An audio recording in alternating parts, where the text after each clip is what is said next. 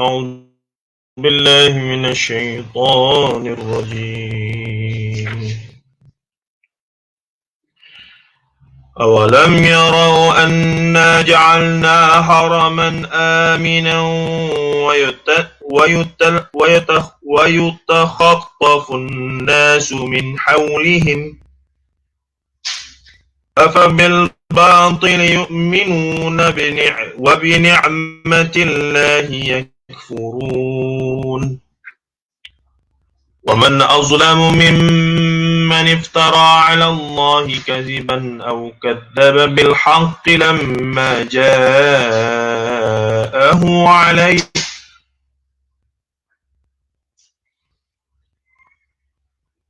ومن أظلم ممن افترى على الله كذبا أو كذب بالحق لما جاءه أليس في جهنم مثوى للكافرين والذين جاهدوا فينا لنهدينهم سبلنا وإن الله لمع المحسنين. صدق الله العظيم. إن الحمد لله نحمده ونستعينه ونستغفره ونعوذ بالله من شرور أنفسنا ومن سيئات أعمالنا من يهده الله فلا مضل له ومن يضلله فلا هادي له. أشهد أن لا إله إلا الله وأشهد أن محمدا عبده ورسوله. اللهم صل وسلم وبارك على محمد وعلى آله وصحبه ومن تبعهم بإحسان إلى يوم الدين. أما بعد، فإن أصدق الحديث كتاب الله وخير الهدي هدي محمد صلى الله عليه وسلم وشر الأمور محدثاتها وكل محدثة بدعة وكل بدعة ضلالة وكل ضلالة في النار atau kama qala Nabi sallallahu alaihi wasallam la nabiyya ba'da. Sahabat-sahabat yang dirahmati Allah Taala sekalian, pertamanya saya sedikit terkocok-kocok balik daripada surau yang ataupun masjid yang agak jauh tadi, dan terus buka terus kita online lah sebab sudah terlewat beberapa minit Jadi minta maaf kerana agak cukup bergapah tadi dalam membaca Al-Quran dan seumpamanya. Baik. Ala kulli hal, hari ini kita masuk bab yang ke-11, membincangkan seberingkas intipati daripada bab yang ke-11 daripada kitab Riyadhus Shalihin min kalami Sayyidil Mursalin, yang diterjemahkan dengan tajuknya yang berbunyi melakukan sesuatu dengan bersungguh-sungguh, ataupun dalam bahasa Arab yang melibatkan kalimah al-itqan, bersungguh-sungguh Al-Imam An-Nawawi mendatangkan 5 ataupun 6 ayat dalam bab ini yang menggambarkan asas kepada prinsip ataupun kesaan ataupun cadangan akhlak ataupun sikap yang itqan, iaitu bersungguh-sungguh ini. Allah menjelaskan melalui surah Al-Ankabut ayat 69, dan orang yang berusaha berjuang kepada agama kami, yang kita bacakan tadi yang berbunyi walladzina jahadu fina lanahdiyannahum subulana wa innallaha lama'al muhsinin, yang bermaksud dan orang-orang yang berjihad untuk kami, sesungguhnya mereka akan kami beri petunjuk jalan-jalan kami, dan sesungguhnya Allah benar-benarlah bersama orang-orang yang selalu berbuat baik. Baik, kemudian Allah Al-Imam An-Nawawi rahimahullahu ta'ala mendatangkan ayat daripada surah Al-Hijr ayat 99 yang berbunyi, dan sembahlah Tuhanmu sehingga datang kepadamu perkara yang tetap yakin. Ini kalimah-kalimah yang menggambarkan bab yang dikemukakan oleh Al-Imam An-Nawawi, iaitu melakukan sesuatu dengan sungguh-sungguh. Kemudiannya Allah menjelaskan dalam surah Al-Muzammil ayat 8, dan sembahlah Tuhanmu dan sebutlah nama Tuhanmu serta tumpukanlah kepadanya dengan sebulat-bulat tumpuan. Seterusnya Allah menjelaskan menerusi surah Az-Zalzalah ayat 7, maka sesiapa berbuat kebajikan sebesar zarrah, faman ya'mal misqala zarratin khairan yarah wa man ya'mal misqala zarratin syarran yarah, nescaya akan dilihat dalam surat amalannya, dan sebaliknya jika dibuat jahat sebesar zarah juga akan dipertunjukkan. Seterusnya Allah menjelaskan melalui suratul Baqarah ayat 273, dan apa jua yang kamu belanjakan dari harta yang halal, maka sesungguhnya Allah sentiasa mengetahuinya. Dan banyak lagi ayat, ini sekadar beberapa ayat yang Imam Nawawi masukkan sebagai mukaddimah ataupun sebagai pengikat kepada wacana dalam bab ini, iaitu bab yang ke-11 daripada kitab Riyadhus Shalihin min kalami Sayyidil Mursalin. Ayuh kita melihat bagaimana Hamka mengelaborate ataupun menghuraikan ayat yang terakhir daripada surah Al-Ankabut. Apa dia Ankabut? Apa maksud Ankabut? Surah Labah-Labah, Al-Ankabut. Baik. Dalam surah ayat terakhir ini, Allah menyebutkan walladzina jahadu fina lanahdiyannahum subulana. Dan mereka yang benar-benar berjihad, dan orang-orang yang berjihad untuk kami, fina lanahdiyannahum subulana, sesungguhnya mereka akan kami beri petunjuk jalan-jalan kami. Wa innallaha lama'al muhsinin, dan sesungguhnya Allah benar-benarlah bersama orang yang selalu berbuat baik. Baik, kita tengok bagaimana Buya Hamka menghuraikan. Walaupun mungkin kita agak tergantung lah sebab kita tak ambil ayat sebelumnya, dan seumpamanya paling tidak kita dapat melihat bagaimana Buya Hamka mengolah dan menghurai untuk kita paling tidak mendapat intipati daripada ayat yang menggambarkan adanya sandaran bagi sesuatu yang disebutkan sebagai melakukan sesuatu dengan bersungguh-sungguh itu. Kata Buya Hamka, artinya ialah bahawa Allah Subhanahu wa Ta'ala memberikan jaminan kepada siapa saja yang telah menyediakan dirinya menempuh jalan Allah Subhanahu wa Ta'ala. Mereka tidak berfikir bersimpang siur lagi. Tujuan mereka hanya satu. Siapa ni? Orang yang berjihad, orang yang benar-benar berjihad di jalan Allah, orang yang benar-benar bersungguh-sungguh di jalan Allah itu. Tujuan mereka hanya satu, Allah Subhanahu wa Ta'ala. Segala sesuatu yang rasa akan merintangi telah ditinggalkannya, dan fikirannya telah bulat. Oleh kerana keyakinan telah bulat itu, mereka memulai melangkahkan kaki. Mereka memulai berjuang bersungguh-sungguh. Bukit bagaimanapun tinggi mereka daki, lurah bagaimanapun curam mereka turuni, laut berapapun dalam mereka renangi. Seluruh tenaga, seluruh fikiran, seluruh akal budi mereka tumpahkan untuk mencari keredaan Allah. Mereka tahu bahawa jalan ini tidak mudah. Mereka tahu halangannya banyak, rintangannya bukan sedikit, tetapi mereka pun tahu bahawa waktu untuk hidup ini hanya sedikit. Kalau mereka lalai, waktu itu akan habis, dan mana yang telah habis tidak dapat dikembalikan lagi. Sebab itu mereka kerja keras, mereka bersungguh-sungguh. Kadang-kadang banyak bahaya yang mereka jumpai di tengah jalan, namun mereka jalan terus. Itulah yang bernama berjihad. Mereka ingin mengisi hidup di dunia ini, jangan sampai kosong. Begitulah uraian Buya Hamka berkaitan dengan ayat yang ke-69 daripada surah Al-Ankabut yang berbunyi walladzina jahadu fina lanahdiyannahum subulana. Baik, kata Hamka lagi, dengan modal ketulusan hati itulah mereka mulai melangkah maju ke muka. Kepada mereka Allah SWT berjanji, sesungguhnya mereka akan kami beri petunjuk jalan-jalan kami, iaitu pada kalimah lanahdiyannahum subulana.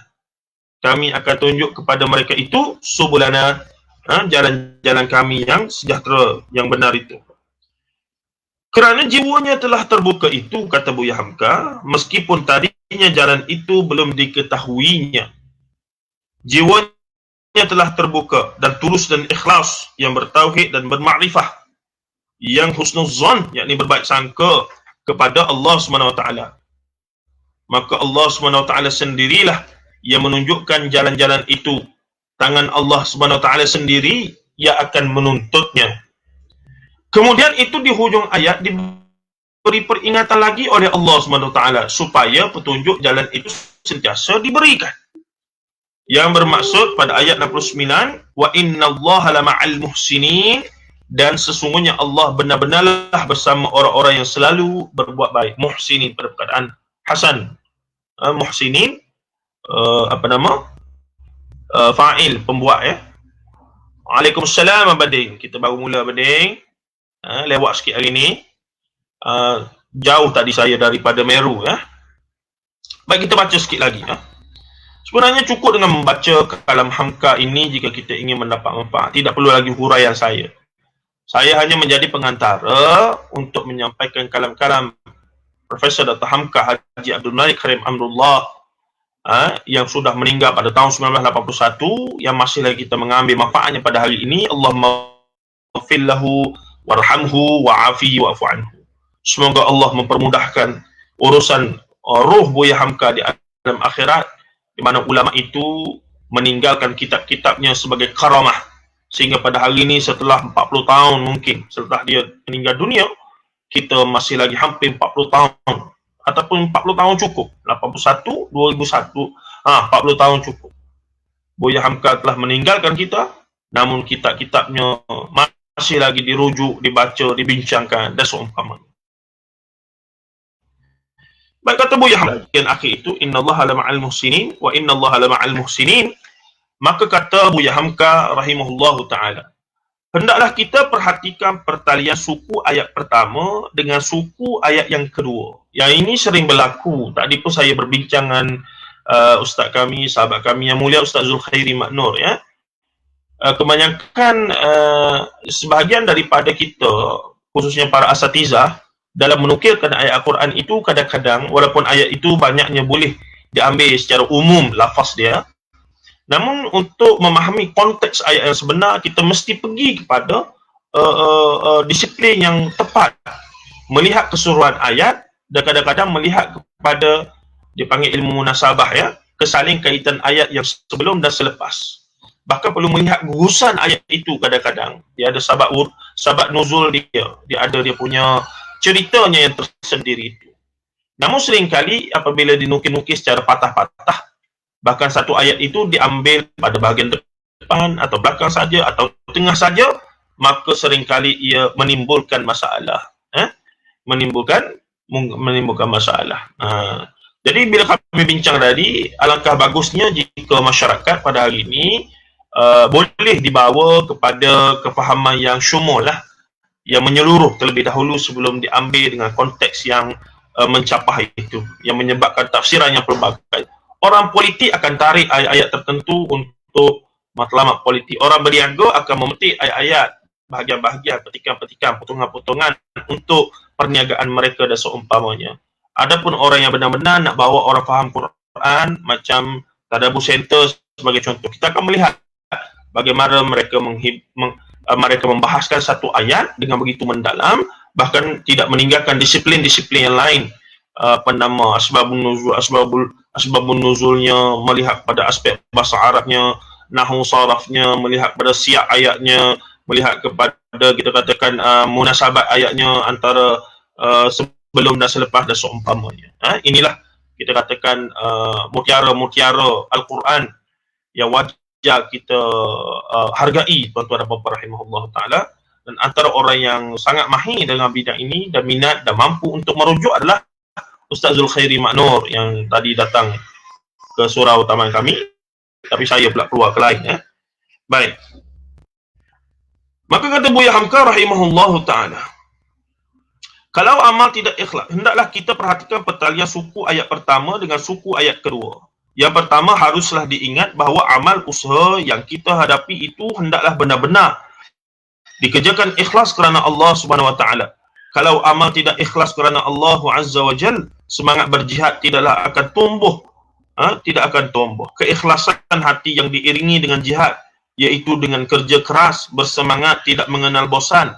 Bahkan kalau perlu berkorban, entah korban harta sampai kesediaan mengorbankan jiwa sekalipun, pastilah akan membukakan pintu petunjuk daripada Allah Subhanahu Wa Taala.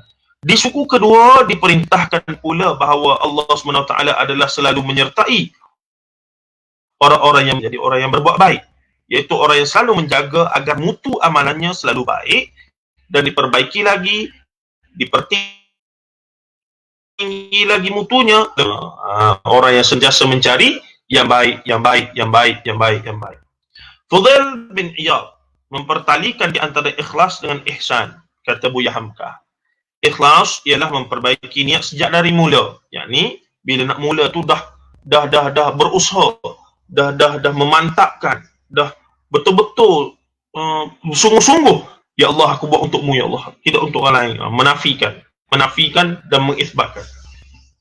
Kemudiannya ihsan ialah membuat amalan itu lebih baik, iaitu lebih tepat menurut sunnah yang digariskan oleh Nabi sallallahu alaihi wasallam. Tengok Buya Hamka kata apa? Iaitu lebih tepat menurut sunnah. Sebab kita sudah bincang tentang ibadah, tentang amal soleh yang ada petunjuknya daripada hadis Nabawi. Petunjuk Nabawi. Maka yang paling tepat SOP-nya adalah SOP Nabi sallallahu alaihi wasallam. Zikir yang terbaik, zikir yang Rasulullah buat dan Rasulullah ajar. Solat yang baik adalah solat yang Rasulullah buat dan Rasulullah ajar. Cara makan yang baik adalah cara makan yang Rasulullah buat dan Rasulullah ajar. Itu seterusnya. Tiba-tiba kita mengangkat yang lebih, yang selain daripadanya, lebih daripada yang sepatutnya. Ini satu benda yang pelik dan juga luar biasa dan ganjil dan seumpamanya. Baik. Katanya lagi apa dia? Bagaimanapun ikhlas suatu niat, kalau tidak diperjuangkan atau dibuat jadi jihad, percumalah ikhlas itu, yakni sia-sia. Bagaimanapun ikhlas dan jihad, kalau tidak diatur dengan sesuai dengan sunnah Nabi, percumalah juga, sia-sia jugalah pekerjaan atau amalan yang kita kerjakan itu. Kalau ketiganya telah berkumpul dalam gerak hidup seorang yang beriman, jalan yang tadinya gelap pastilah akan diberi terang oleh Allah Azza wa Jalla, iaitu ikhlas, ikut sunnah, dan juga mestilah ihsan. Ikhlas, ihsan, dan tepat dengan sunnah Nabi sallallahu alaihi wasallam. Yang ni yang kita tak faham ni. Dia kira asal benda baik boleh jadi ibadah. Tidak. Ibadah adalah benda yang eksklusif. Eksklusif. Ataupun amal-amal baik yang bersifat muamalah, itu terbuka luas. Tapi bila sebut kata ibadah khusus, bahkan ibadah yang hukumnya sunat, maka dia eksklusif. Dia mesti tepat dengan SOP Nabi sallallahu alaihi wasallam. Dan akhir sekali kata Buya Hamka ini pada perenggan akhir daripada tafsir ataupun huraian ayat ini, kata Buya Hamka, ingatlah intisari ayat penutup surah Al-Ankabut ini. Nabi kita sendiri tidaklah seorang terpelajar dalam arti kata sebagaimana kita sekarang mengaji masuk sekolah universiti dan seumpamanya. Bahkan tidaklah beliau pandai menulis dan membaca. Beliau adalah ummi. Ini pandangan yang masyhur, walaupun ada pandangan yang menyebutkan ummi itu bukanlah tidak pandai membaca menulis, tapi ummi itu merujuk kepada Ummul Qura. Ini pandangan sebahagian ulama. Walaupun yang lebih masyhur adalah ummi, yakni tidak pandai menulis dan membaca. Bukan bodoh, tapi tidak belajar secara khusus. Tidak belajar secara formal untuk menulis dan membaca.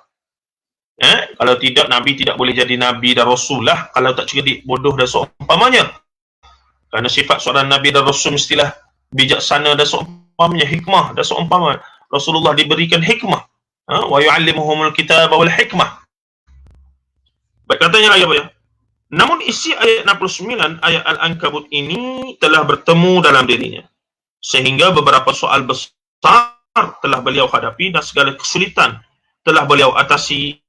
Dan beliau berhasil membangunkan umat yang besar dan agung dan menunaikan risalah yang dipikulkan Allah Subhanahu wa taala dengan selamat dan selesai dengan baik. Selesailah tafsiran ataupun huraian ayat 69 surah Al-Ankabut. Ayolah kita tengok beberapa terjemahan daripada Riyadhus Shalihin min kalam Sayyidil Mursalin, bab yang ke-11 diterjemahkan. Saya baca terjemahan teruh ya tuan-tuan ya. Melakukan sesuatu dengan sungguh-sungguh. Baik. Dalam hadis yang pertama, Imam Nawawi mendatangkan hadis daripada Abu Hurairah radhiyallahu anhu. Abu Hurairah melaporkan. Ini saya baca terjemahan dia seketul-seketul. Dan versi PTS ini mereka cuba memelayukan perkataan ataupun kalimah itu agar orang Melayu boleh faham dan orang yang belajar bahasa Melayu boleh faham. Bukan orang Melayu yang berbahasa Arab dan sebagainya. Tidak. Orang Melayu yang belajar bahasa Melayu, menulis dan membaca dengan betul dalam bahasa Melayu, dan orang bukan Melayu, Cina, India, ke apa semua, yang belajar bahasa Melayu standard, bahasa Melayu buku, boleh faham juga. Itu matlamat terjemahan buku ini yang berada di skrin tuan-tuan ini. Sebab saya syorkan beli, letak di surau masjid, di rumah sendiri, baca sendiri, tak ada masalah. Tapi untuk faham selapih lah, untuk ambil manfaat yang umum. Bukan khusus istinbat hukum, semua tak boleh. Itu perkataan khusus. Itu perlukan khusus. Baik. Abu Hurairah radhiyallahu anhu melaporkan, Rasulullah sallallahu alaihi wasallam menjelaskan, Allah yang Maha Tinggi menjelaskan, sesiapa yang musuhi kekasihku, hadis kursi barangkali ini. Aku isytiharkan perang kepadanya. Ini siapa kata ni? Allah kata melalui kalam Rasulullah SAW, maksudnya ini hadis kursi. Perbuatan hamba yang paling aku suka bagi mendekat dirinya kepadaku adalah mengerjakan apa yang aku wajib kepadanya. Kemudian hambaku selalu mendekatkan diri kepadaku dengan amalan sunat sehingga aku kasih kepadanya. Apabila aku kasih kepadanya, aku menjadi telinganya yang mendengar, matanya yang melihat, tangannya yang memegang, dan kakinya yang melangkah. Apabila dia meminta, aku berikan kepadanya, dan apabila dia meminta perlindungan daripadaku, aku akan melindunginya. Direkodkan oleh Imam Bukhari. Kita minta dengan Allah, tapi ada syaratnya terlebih dahulu. Iaitu apa dia? Kita kena selesaikan dulu hak-hak Allah. Apa hak Allah dalam ni?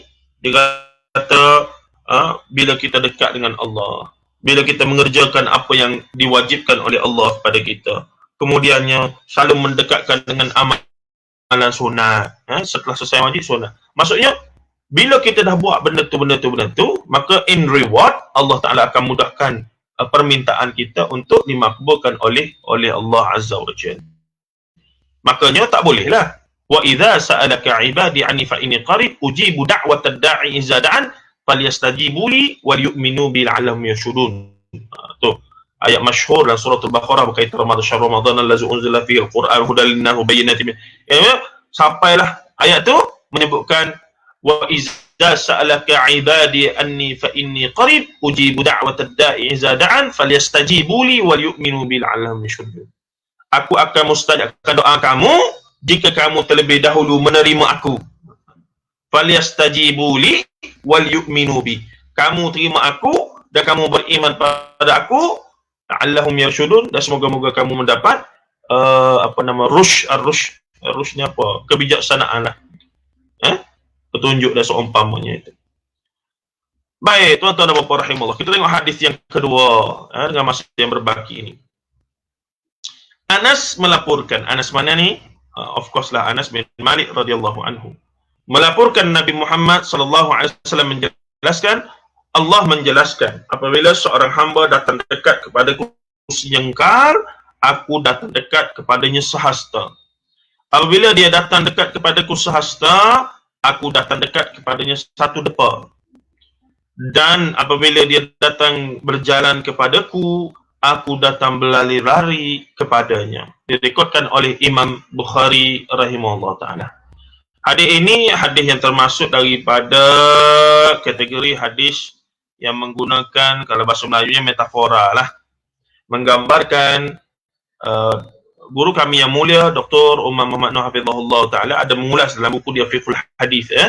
Fiqhul Hadis, ada buku Fiqhul Hadis. Ini saya gunakan banyak di surau masjid untuk mengajar, dan mungkin esok subuh pun di Makmuriyah kita guna buku ni lah, satu topik daripada buku ini. Beliau mengulaskan bahawa ayat ini adalah majazi, ayat pelambangan, ayat yang menggambarkan tidak hakiki, begitulah dia majaz. Majaz ni pelambangan. Allah menggambarkan jika kita benar-benar pergi kepada dia, maka dia akan bagi lebih lagi. Soalan kita. Kalau kita tunjukkan kita punya effort lebih, Allah akan lebih lagi daripada itu. Maksudnya tidak akan rugi kita kalau kita benar-benar melakukan apa yang Allah Ta'ala suruh, bahkan melebihkan apa yang dituntut itu, insyaAllah. Baik. Hadis yang ketiga, Abdullah bin Abbas radhiyallahu anhuma melaporkan, Rasulullah SAW menjelaskan, dua nikmat yang memperdaya ramai manusia adalah kesihatan dan masa lapang. Ramai manusia yang tertipu dengan kesihatan dan masa lapang.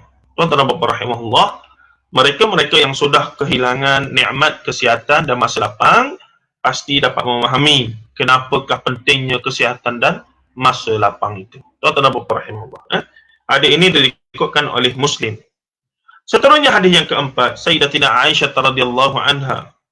Aisyah binti Abi Bakr As-Siddiq ataupun Aisyah Abu Abdullah Aisyah radhiyallahu anha As-Siddiqah melaporkan Nabi sallallahu alaihi Nabi Muhammad selalu bangun sembahyang malam sehingga kedua-dua belah kaki beliau pecah-pecah. Kenapa pecah tu? Berdiri yang sangat lama. Batulah dalam hadis lain Aisyah menyebutkan bahawa Rasulullah tak pernah solat malam lebih daripada 11 rakaat. Bercampur dengan witir. Tapi 8 rakaat baginda SAW dan para sahabat, hatta ada sahabat yang solat 2 rakaat saja. Al-Imam Nawawi masuk ke dalam Al-Adhkar. Tapi 2 rakaat mereka mengkhatamkan 30 juzuk Al-Quran. Siapa dia? Antaranya Uthman bin Affan, Sa'id bin Jubair dan beberapa orang lagi sahabat dan ulama-ulama sufi kemudiannya. Luar biasa. Ini kita tak mampu nak buat. Rasulullah dan para sahabat kebanyakannya solat 8 rakaat tidak lebih 11, termasuklah dalam Ramadan dengan mengekalkan bacaan-bacaan yang begitu berkualiti panjang, mentadabbur, menghayati dan seumpamanya. Tuan-tuan jauh sangatlah. Sebab tu kita sebut, bila Rasulullah sebut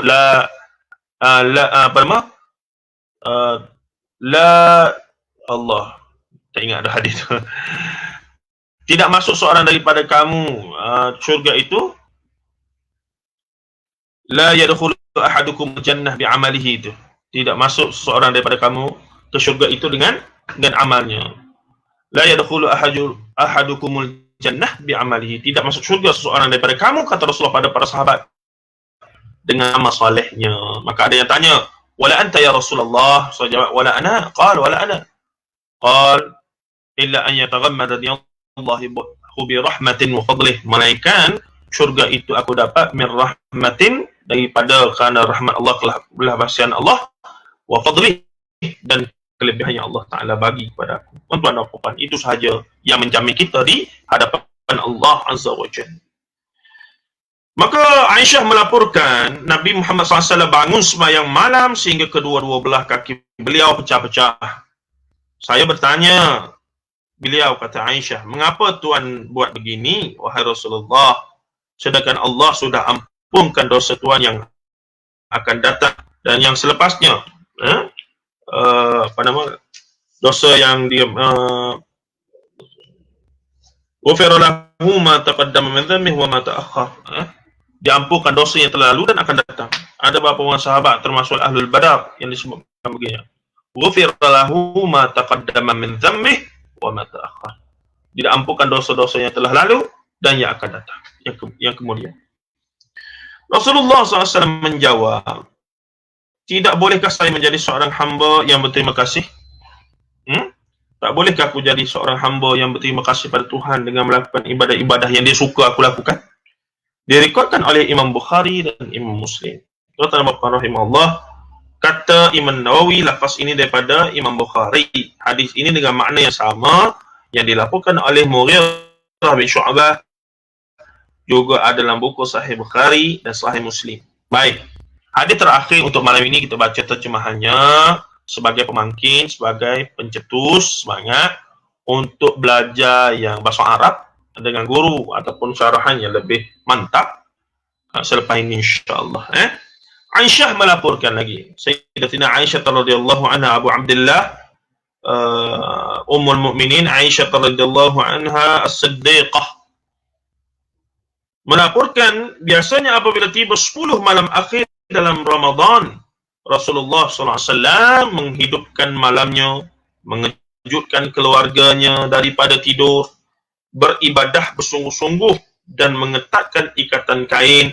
Direkodkan oleh Imam Bukhari dan Imam Muslim, dan para ulama mengatakan kiasan kepada mengetatkan ikatan kain itu Rasulullah tidak bersama dengan mana-mana isteri.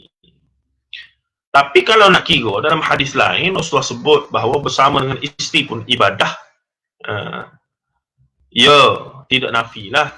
Bersama dengan isteri yang halal itu adalah ibadah.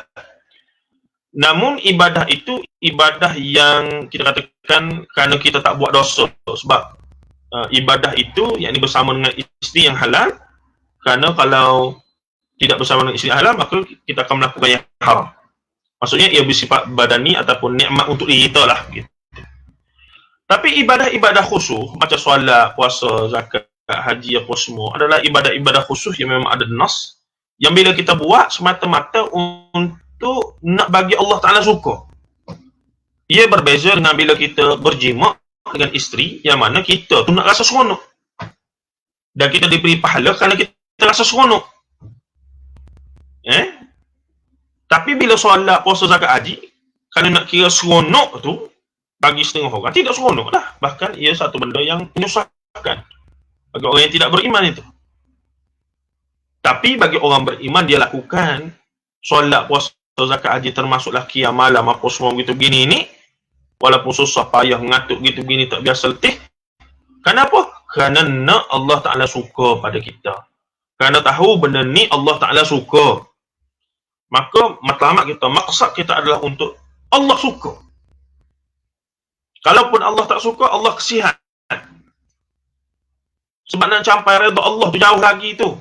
Maka terlebih dahulu biar Allah suka dulu. Ataupun paling tidak Allah tidak benci pada kita. Itu paling rendah lah. Allah Ta'ala tidak benci pada kita. Tidak menyampah tengok kita. Soalannya begitu. Tuan-tuan dan puan-puan rahimahullah. Jadi kita berhenti di situ insyaAllah. Banyak lagi lah yang dapat kita ambil hadis-hadis dalam ni. Sebab tu tuan-tuan, Riyadhus Shalihin min kalami Sayyidul Mursalin, kitab yang wajib kita popularkan dalam masyarakat kita, khususnya dijadikan silibus pengajar surah masjid. Saya sebut lama dah. Kalau dibahagi-bahagikan bab-bab dalam Riyadhus Shalihin min kalami Sayyidul Mursalin, sebulan surah tu tak payah baca kitab lain. Hari pertama ustaz mari, ustaz kena mengajar kitab Riyadhus Shalihin bab sekian, bab sekian. Hari kedua ustaz lain mari pula, ustaz kena mengajar bab sekian, bab sekian. Kami nak khatam tahun ni 365 hari ni kami nak khatam Riyadhus Shalihin. Ambil setahun saja untuk capai silibus itu. Maka setiap hari ustaz mari, kita kata ustaz kena mengajar bab ni, bab ni. Bacalah syarah mana-mana pun, asalkan mari baca hadis daripada Riyadhus Shalihin bab sekian, bab sekian, kami nak mengaji hadis Riyadhus Shalihin. Wallahu ta'ala alam, sallallahu alaihi wasallam Muhammad wa ala alihi washabihi ajma'in. Alhamdulillah rabbil alamin. Assalamualaikum warahmatullahi taala wabarakatuh.